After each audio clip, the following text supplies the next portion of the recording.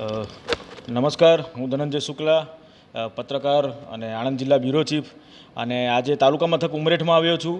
અને ઉમરેઠમાં હિન્દુઓ અને જે વૈષ્ણવ સંપ્રદાયના માનનારા વ્યક્તિઓ છે તેમને એક મૂવી આવ્યું છે, એના વિરુદ્ધમાં આંદોલન કર્યું છે ને એમણે આવેદનપત્ર પણ પોલીસમાં આપ્યું છે. તો આવો અહીંના જે સ્થાનિક વ્યક્તિઓને પૂછીએ કે શું વિષય છે અને શું કારણે, કયા ધાર્મિક કારણે એ લોકો આટલા આક્રોશિત છે અને બોલિવૂડના વિરોધમાં પડ્યા છે. હાજી નમસ્કાર. નમસ્કાર. હજી જણાવો કે આ કઈ મૂવીનું શું કારણ છે અને કયાના કારણે તમે વૈષ્ણવ સમાજની હિન્દુઓ આક્રોશિત થયા છો અને વિરોધ કરી રહ્યા છો? કૃષ્ણ વંદે જગતગુરુ મહારાજા ફિલ્મ જે અત્યારે નેટફ્લિક્સ પર આવી રહી છે, એના માટે ઉમરેઠ પોલીસ સ્ટેશનમાં ઉમરેઠ વૈષ્ણવ સમાજ વતી હર્ષ શેરાવાળા કેસી અને ભૂષણભાઈ શાહ બાવાવાળા અને બીજા વૈષ્ણવોએ સાક્ષીમાં સહી કરીને ફરિયાદ નોંધાવી છે. એમાં અપેક્ષિત ગુનો ભારતીય દંડ સંહિતા આઈપીસી કલમ 295 હેઠળ ધાર્મિક ભાવનાઓને ઠેસ પહોંચાડવાનો છે. તેમાં આરોપી તરીકે સૌરભભાઈ શાહ, નવલકથાના લેખક, R Sheth and company private limited, નવલકથાના પ્રકાશક, Yash Raj film private limited, Netflix film, એનું લીગલ ડિપાર્ટમેન્ટ, સિદ્ધાર્થ મલ્હોત્રા અને તમામ કલાકારો માટે ફરિયાદ નોંધાવી છે. આ કેસની માહિતી આપું તો 1862માં કરશનદાસ મૂળજી અને કવિ નર્મદ આ બંને ખૂબ બાહોશ હતા. બંને પત્રકાર મિત્રો હતા. કવિ નર્મદ લેખક હતા. કોઈપણ સંજોગોમાં એમને તે વખતના સમયમાં શું બન્યું એની માહિતી નથી, પણ પુષ્ટિ સંપ્રદાય વિરુદ્ધ સાહિત્ય છાપવાનું શરૂ કર્યું. અને જ્યારે એ આસમાન પર પહોંચ્યું ત્યારે શ્રી યદુનાથજી મહારાજશ્રીએ આ બંને વિરુદ્ધ કોર્ટમાં ફરિયાદ કરેલી. અને તે વખતે આ કેસ એટલો બધો ચકેલો કે એનું નામ મહારાજા લાયેબલ કેસ તરીકે અત્યારે ઓળખાય છે.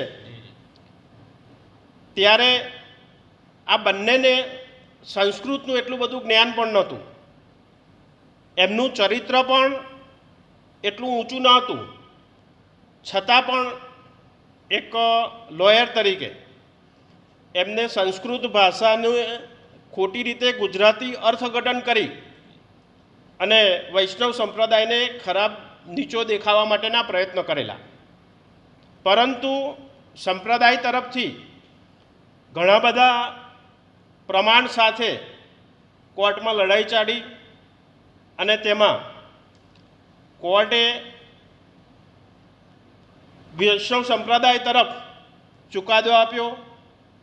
કોર્ટમાંથી જીત્યા અને કોર્ટે 1862માં માનહાનિ પેટે આ બંને જણ એટલે કે કરશનદાસભાઈ મૂળજી અને કવિ નર્મદ બંને થઈ યદુનાથજી મહારાજને 5 રૂપિયા દંડ પેટે આપે એવો કોર્ટે હુકમ કરેલો. જ્યારે જ્યારે બોલિવૂડવાળાને કોઈ પણ વ્યક્તિને પ્રસિદ્ધ થવું હોય તે વખતે સનાતન હિન્દુ ધર્મના દેવી દેવતાઓ ઉપર જ એ લોકો ફિલ્મ બનાવે છે.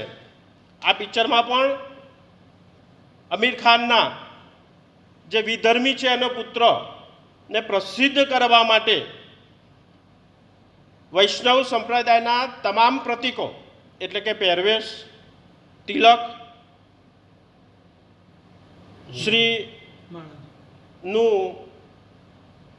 કૃષ્ણચંદ્રનું પેન્ડલ પહેરી અને એમને વિલનના રોલમાં દર્શાવવામાં આવ્યા છે.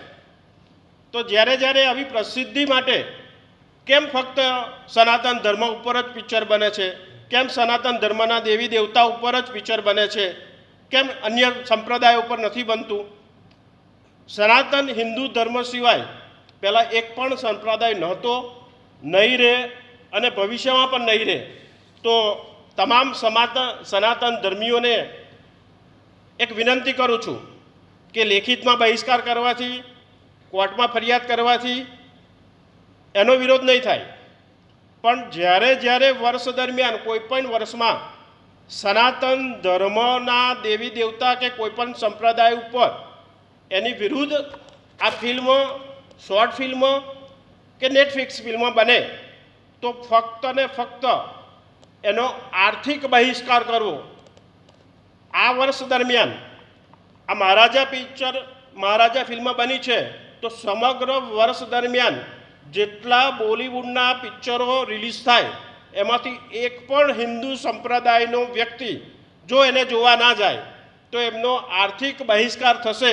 અને ભવિષ્યમાં ક્યારે કોઈપણ ફિલ્મ કલાકાર, યશરાજ ફિલ્મ હોય કે કોઈપણ ફિલ્મ હોય, સનાતન હિન્દુ ધર્મ પર સ્ક્રિપ્ટ લખી અને કોઈપણ હીરો હિરોઈનને આપશે તો એ લોકો એવું કહેશે કે અમારે આર્થિક નુકસાન જશે, તો એના માટે અમારે રોલ નથી કરવો.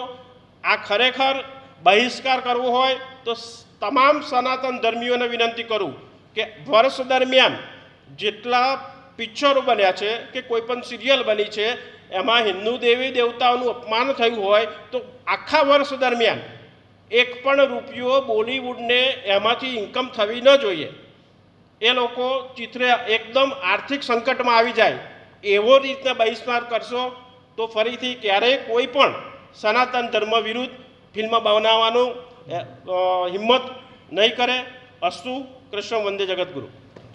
જે તો જોઈ શકો છો આપ